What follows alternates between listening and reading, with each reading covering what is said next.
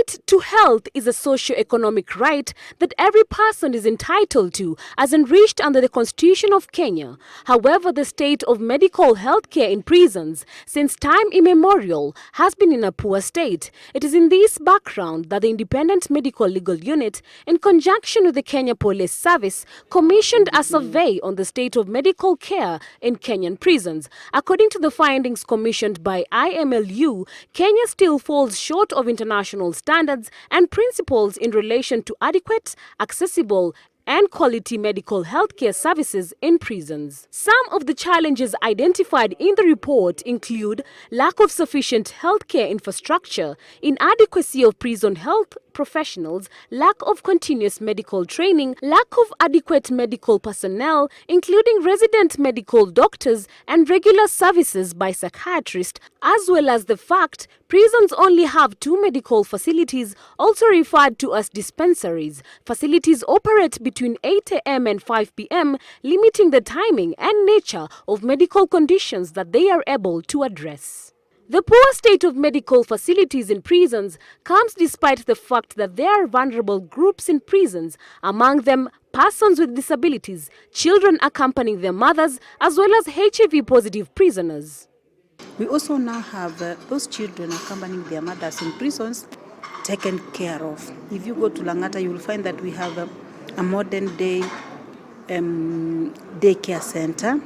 It is Montessori-based, and we also have similar institutions in many other prisons, although the challenge is that we are not yet there. We still have a lot of ground to cover. Then in terms of the vulnerable groups who also fall under gender, we have postnatal and prenatal care.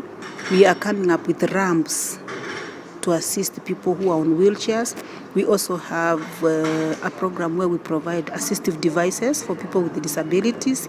Yes. Recommendations in the report include the Directorate of Prison Medical Services and partners lobby for allocation of more resources to the KPS healthcare services, availability of services of at least 1 qualified medical officer and a psychiatrist, as well as training prison personnel on forensic documentation.